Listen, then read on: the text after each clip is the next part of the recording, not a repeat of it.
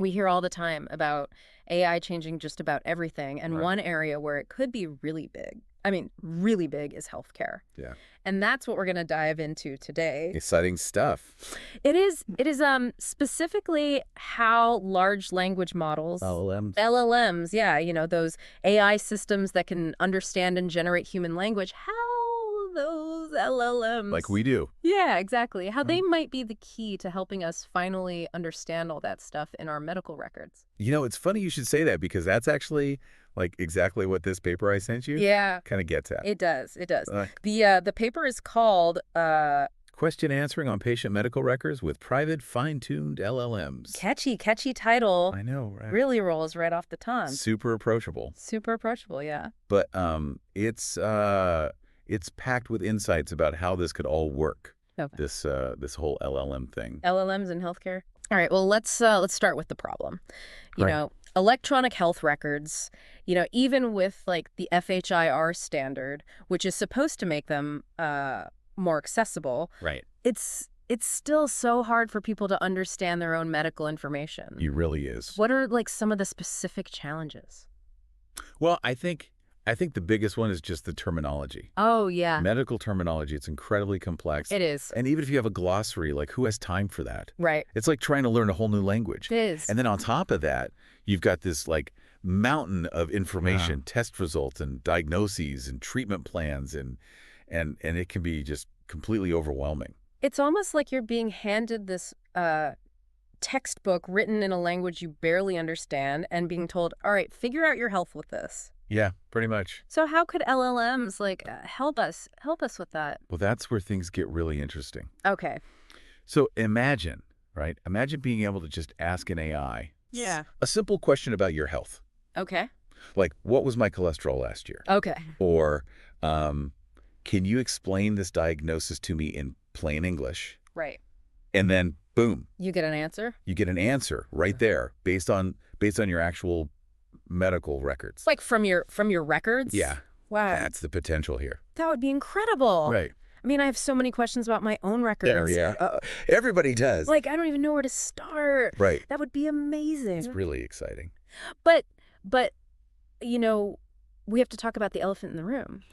Oh, yeah. Privacy, right. I mean, we're talking about sensitive health information. Just like So what about that? That's a huge concern. Absolutely. And Yeah. it's something this paper really focuses on. Okay. Because the idea of just like sending all of your personal health data to some massive LLM in the cloud, No, not good. yeah, Right. Yeah. So what they're suggesting is something called privately hosted edge deployed LLMs. Okay, that sounds a lot more Secure. secure. Yeah. Yeah, basically it means keeping the LLM and all of your health data in a secure environment that you control, Okay. like potentially even on your own device. Oh, wow. So you're not sending it out to some third-party cloud provider. So it's like on your phone or something. Yeah, exactly. Okay. This way it helps ensure compliance with, things like HIPAA. Right, the privacy laws. Exactly. And it gives you more control over your information, which is, That's a big deal. huge. Yeah, absolutely. But can these smaller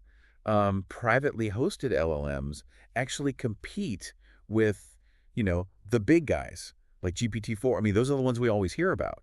That's the question, right? I mean, Yeah. can they actually stack up? Yeah. And that's what the researchers really wanted to find out. Right. So they focused on what's called fine-tuning. Fine-tuning. Yeah, fine-tuning Cool. smaller open source LLMs. Open source, Meaning the code is freely available so you can modify it. which is perfect for this kind of customization. Yeah, okay. And then they compared these fine-tuned models Yeah, to the big guys. to like GPT-4. GPT-4, exactly. Okay.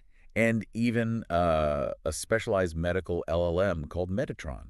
Oh, wow, okay. And the results are really interesting. I bet. Yeah. What did they find? So in a lot of cases, the smaller fine-tuned models actually did better. Really? Yeah. Wow. They were better at finding the right information within the medical records. Hmm. And they were better at coming up with accurate answers and all this, despite being significantly smaller in scale. That's amazing. Isn't it? It seems counterintuitive, that a smaller model could be more effective. It does, doesn't it? How do they do that? Well, they used a two-stage approach. Two-stage. Yeah. Okay. So think about how you would search for information in a big document. Yeah. You'd probably start with a general topic and then kind of narrow it down Right. to Right. specific sections. Chapters. Chapters, yeah, exactly. Mhm. That's basically what these LLMs are doing. So they're not just like taking in this whole medical record? No, no, Or way yeah. too much information. Okay. The first stage is all about identifying the most relevant parts of the record Okay. based on whatever question was asked. Okay. So it's like they have to figure out where to look first. Yeah, exactly. Okay. And a lot of these records are structured using what are called FHIR resources. FHIR resources. So it's like digital building blocks for health information. Oh, okay. So it's like they're standardized. Yeah. In a way. Makes it easier to find what you need. Okay. So the LLM is kind of acting like a highly trained medical librarian. I like that analogy. Right. Yeah. Finding the right books, so to speak, in the patient's medical library. It's like they're going right to the right section. Exactly. Okay. And get this, a fine-tuned LLM that was 250 times smaller than GPT-4 actually beat it. Really? Yeah. Wow. In this information retrieval task. That's amazing. It is pretty impressive. So, okay. So they found the right information. Right. Stage 1. Stage 1, done. Now what happens in stage 2? Okay, so now the LLM takes all of that targeted information. Yeah.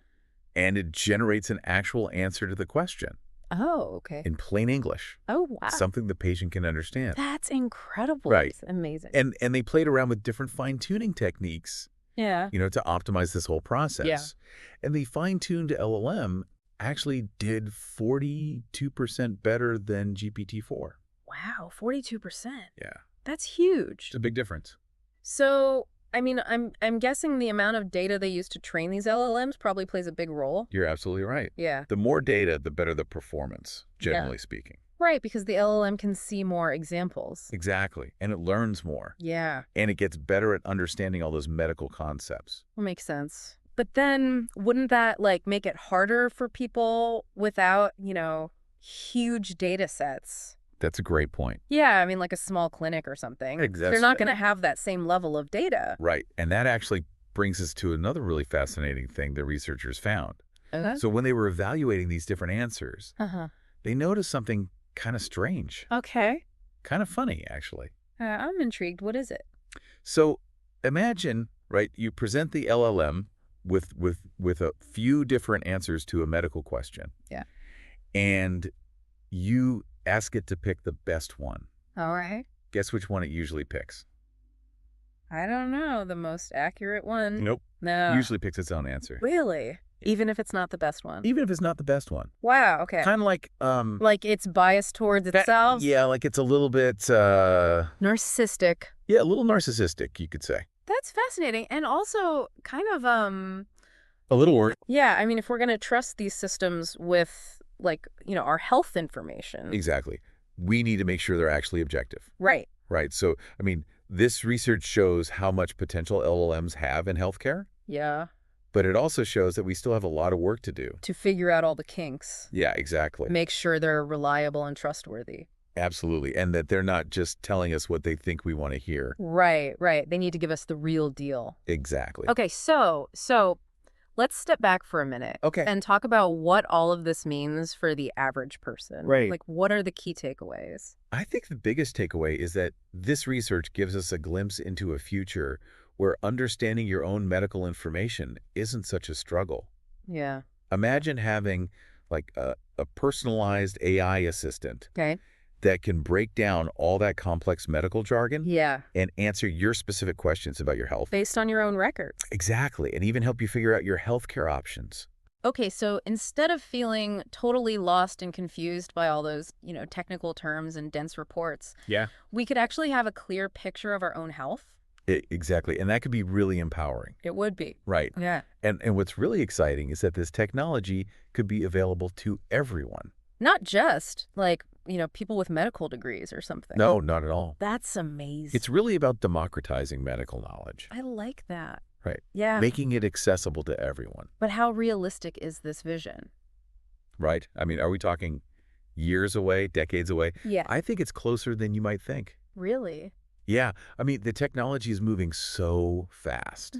It is. I mean, obviously there's still some hurdles, Yeah. like making sure these systems are accurate and reliable Right. and figuring out all the ethical considerations. Of course. But I really do believe we're on the verge of a major transformation in how we access and understand health information. So we're not just talking about like science fiction here. No, this is real. This Yeah. could actually happen. So this research, it's very promising. Incredibly promising. But it's all based on like simulated data. Right. So the next step is to see how well it works in the real world. Yeah. With real medical records. Which are, let's face it, often a mess. They're messy, they're incomplete, sometimes they're contradictory. For sure. So can these AI systems really handle that? That's the big question. Yeah. That's what we need to figure out. Okay. Can they take all of that messy real-world data Yeah.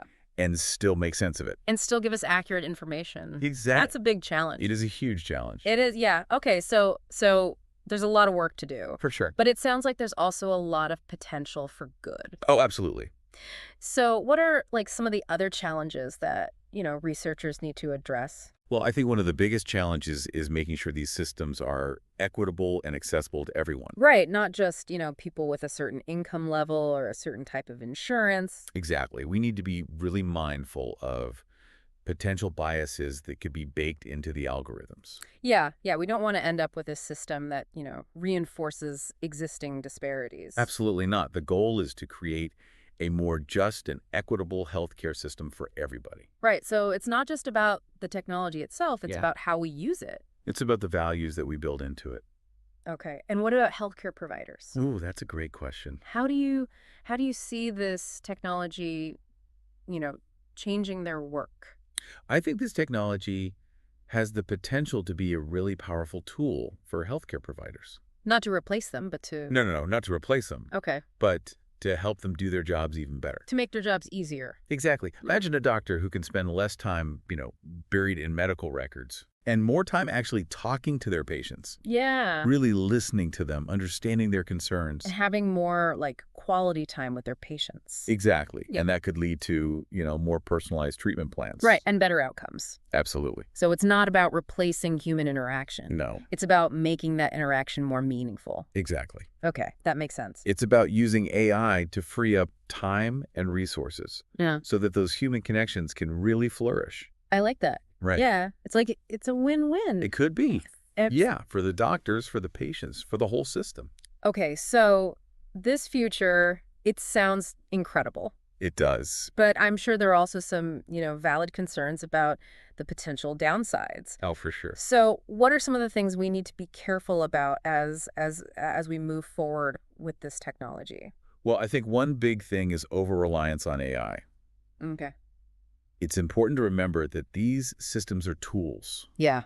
They're not a replacement for human judgment. Right. Or intuition. So we need to find that balance Exactly. where AI is helping us, Yeah, but not taking over. exactly. It's about enhancing human capabilities, not Yeah. undermining them. Okay. Yeah. And I imagine there are also concerns about, unintended consequences. Oh, absolutely. That's always a possibility with any new technology. Yeah. I mean, for example, how do we make sure that using AI in healthcare doesn't, end up making things more expensive That's a great point. or creating new barriers to accessing care? Absolutely. Those are things we need to be thinking about very carefully. Okay, so it sounds like, this conversation about AI in healthcare, we're really just at the beginning. We are. Yeah. We're just getting started. Okay, so what are like some of the key questions that, researchers and policymakers need to be focused on in the coming years? Well, I think one of the most important questions is how do we ensure that this technology is developed and used responsibly and ethically? Right. Like, how do we set clear guidelines and regulations Yeah. without stifling innovation? Right. That's a tough one. It is. It is. Yeah. And also, how do we make sure that the benefits of this technology are shared equitably? Absolutely. We don't want to create a system where only certain people have access to this kind of, personalized healthcare. Exactly. We need to make sure that everyone benefits. Okay, so much to consider. There is. Yeah, a lot of complex issues. There's a complex landscape, for sure. But this deep dive, I mean, it's given me a lot to think about. Me too. And I hope it's done the same for our listeners. I hope so. It's exciting and it's a little bit scary at the same time. Yeah, it is. But it feels like we're at a real turning point. We are, And the choices we make now are going to have a big impact on the future of healthcare. Absolutely. And that's why it's so important to stay informed and to engage in these conversations. Yes, absolutely. Because the future of healthcare is being shaped right now. Right now. And we all have a role to play in making sure it's a future that works for everyone. Okay. And on that note, we're going to wrap up part 1 of our deep dive on LLMs in healthcare, Stay tuned for part 2. where we'll continue to explore this fascinating and rapidly evolving field, We'll dive even deeper into the research discuss some of the ethical and societal implications. and explore what all of this means for you and your health. Thanks for joining us. So we were talking about these smaller LLMs, the ones that are privately hosted, Right. and how they might actually be better than the big guys. Yeah, in some ways, they really are. It's amazing how, they can be so much smaller, Yeah. but still so powerful. It's all about that fine-tuning, Yeah, the fine Getting that's them really specialized for these medical questions. Yeah, and then you were saying that the researchers they found something Oh, yeah. kind of interesting Kind of weird, actually. when they were evaluating the answers. Yeah, so, imagine, right, you give the LLM a bunch of different answers to a medical question, and you ask it to, pick the best one. Okay, so it's like it's judging the answers. Exactly, yeah. All right. And you'd think it would pick the most accurate one, right? Yeah, I mean that's what I would think. Makes sense. Yeah. But guess what? What? It usually picks its own answer. Really? Yeah. Even if it's wrong. Even if it's not the best one. Wow.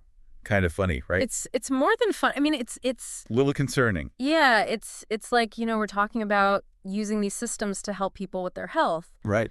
And if they're biased towards their own answers, I mean, Yeah, that's not good. no, that's not good at all. So it's something we need to be really careful about. Yeah, we need to make sure they're objective. Absolute. They need to give us the right information, not just the information that they like, That they like the best. Yeah. Right. Okay, so this research, it's really promising, It is. It is. but it also shows that we have to be really careful with how we develop these systems. We need to make sure they're reliable and trustworthy Yeah. and that they're actually helping people. Right, not making things worse.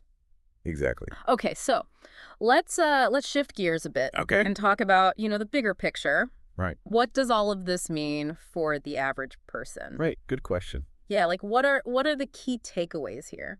Well, I think the most important takeaway is that this research shows us that it might actually be possible Yeah. to make medical information easier to understand. Okay. Imagine a future where you don't have to struggle to understand your own medical records, Yeah. where you don't need a medical degree to figure out what's going on with your health. Right. That's the potential here. That's amazing. It is. It is. I mean, that would be huge. It would be transformative. It would be. Yeah. And what's really exciting is that this technology could be available to everyone. Not just, people who can afford a fancy medical concierge or something. Right. This could be something that everyone has access to. Okay, so it's like democratizing medical knowledge. Exactly. Exactly. Yeah. That's a powerful concept. It is. It is. But how realistic is this? I mean, Yeah. are we talking years away? I don't think so. Really? I think it's closer than we might think. Okay. The technology is moving so fast. It is. And, there's still challenges, of course. Right. We need to make sure these systems are accurate and reliable. Yeah. And we need to address the ethical considerations. Of course. But I really do believe that we're on the cusp of a major transformation. Wow. Okay. So this research is based on simulated data. Right, which is, an important limitation. Yeah. So the next step is to see how it works with real medical records. Yeah, exactly. Which are, let's face it, often a mess. They can be messy, Yeah. incomplete, full of inconsistencies. Yeah, so can these AI systems actually handle that? That's what we need to find out. Okay. It's a crucial question. Yeah, can they take all of that messy data and still give us accurate information? Exactly. That's the challenge. That's a big challenge. It is. Okay, so much to figure out. There is. But also so much potential for good. Oh, absolutely. Yeah. So what are some of the other challenges that researchers need to be thinking about? Well, one big one is equity. Okay. Making sure that these systems are accessible to everyone. Right. Not just, people with a certain income level or a certain type of insurance. Exactly. Yeah. We need to be very mindful of potential biases. Right. and make sure that this technology doesn't end up exacerbating existing health disparities. Yeah, the goal is to create a more equitable healthcare system, not a less equitable one. Absolutely. Okay, and what about the role of healthcare providers? Oh, yeah, that's a great question. I mean, how do you see this technology, changing their work? I think, a lot of people worry that AI is going to replace doctors, Right. but I don't see it that way. Okay. I see it as a tool that can actually help doctors do their jobs better. Okay, so like how? Well, imagine a doctor who has more time to spend with their patients Yeah. because they're not spending hours and hours every day just, going through medical records. Right, right. They have this AI assistant that can help them with that. Okay, so it frees up their time. Exactly. And that means they can really focus on the human side of medicine, Okay, yeah. listening to their patients, understanding their concerns, developing personalized treatment plans. So it's not about replacing human interaction in healthcare. No, not at all. It's about making that interaction more meaningful. Exactly. Okay, I like that. It's about using AI to enhance human capabilities. Yeah, to support the doctors. Absolutely. Okay, so this future you're describing, it sounds amazing. It does. But, I'm sure there are also, valid concerns about the potential downsides. Of course, there always are. Yeah, like what are some of the things we need to like be careful about as we move forward with this technology? Well, I think one of the biggest risks is over-reliance on AI. Okay. It's important to remember that these systems are tools. Right. They're not a replacement for human judgment or intuition. Okay, so we have to be careful not to like, just blindly trust the AI. Exactly. We need to use our own critical thinking skills, Yeah. and we need to remember that AI is not perfect. Right, it can make mistakes. It can. It So can. we have to be aware of that. Absolutely. And I guess another concern is the potential for like unintended consequences. Oh, yeah. That's always a possibility with any new technology. Yeah, like how do we make sure that using AI in healthcare doesn't, end up driving up costs? Right. Or creating new barriers to care. Yeah. Those are really important questions. Yeah, it seems like, we're really just at the beginning of this conversation are. about AI in healthcare. This conversation is just getting started. Okay, so what are some of the like key questions that researchers and policymakers need to be thinking about in the coming years? Well, I think one of the most important questions is how do we ensure that this technology is developed and used ethically? Okay. How do we establish clear guidelines and regulations? Yeah.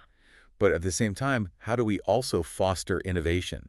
Right. It's a balancing act. It is. It is. Yeah. And we also need to be thinking about how to make sure that the benefits of this technology are shared equitably. Right, so that everyone benefits, not just a select few. Exactly. Okay, so a lot to consider. A lot to consider. Yeah, it's a really complex issue. It is. It is. But this deep dive, I mean, it's really given me a lot to think about. Me too. And I hope it's done the same for our listeners. I hope so too. It's both exciting and a little bit scary at the same time. Yeah, I think that's a good way to put it. Yeah. It's a new frontier, and there's a lot of uncertainty, Right? but there's also a lot of potential for good. Yeah, so we need to be, cautious but also optimistic. Absolutely. Yeah. It's an exciting time to be alive It is. and to be witnessing this technological revolution. Yeah, and to be part of this conversation. Exactly, because the future of healthcare is being shaped right now. Right now. And we all have a role to play in making sure it's a future that benefits everyone.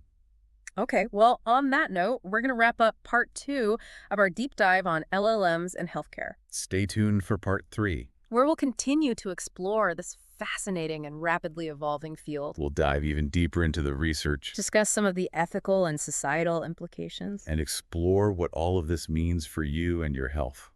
Thanks for joining us. It's really amazing to think about all of this, how LLMs could actually change the way we interact with our own medical records. It's mind-blowing, really. It is. It feels like we're on the edge of something, really big. Totally. I mean, this technology could empower patients in a way we've never even imagined before. It's like everyone could finally have access to like a medical expert.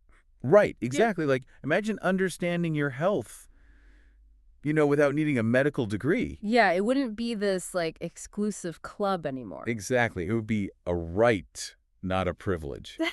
That's a powerful idea. It is. It really is. And I think it could change everything. So, we've talked about all the potential benefits, Right. but we've also talked about the potential risks. Yeah, of course. I mean, Sure. we have to be realistic. Yeah, we have to be careful about bias, to Absolutely. make sure we're not just like blindly trusting these Right. systems. We need to use our own judgment too. And we have to make sure that this technology doesn't, end up making things worse for some people. Yeah, we don't want to exacerbate existing disparities. Exactly. So how do we balance all of that? That's the big question, isn't it? Yeah, it is. And I don't think there's an easy answer. It's complex. Super So it complex. sounds like it's going to take, a lot of collaboration Oh, yeah. from everyone involved. Researchers, policymakers, healthcare providers, patients, we all need to be working together. To make sure this technology is used, for good. Exactly. We need to be very intentional about how we develop and deploy these systems. Yeah, so it's not just about the technology itself. No, not at all. It's about the values we build into it. Exactly. It's about the kind of future we want to create. Yeah, it's a really exciting time. It is But it's also a little bit daunting. yeah, daunting. Yeah, I get that. Because we're making choices now that are going to have a real impact down the road. We are. We are. So what do we do? Well, I think the most important thing is to stay informed, Okay. to keep asking these tough questions. Yeah. And to engage in these conversations. Because the future of healthcare, it's being shaped right now. It is. Yeah. And we all have a role to play in making sure it's a future that benefits everyone. And on that note, I think we're gonna wrap up this deep dive on LLMs in healthcare. It's been a great conversation. It has. It has. It's given me a lot to think about. Me too. And I hope our listeners feel the same way. I hope so. So, thanks for joining us.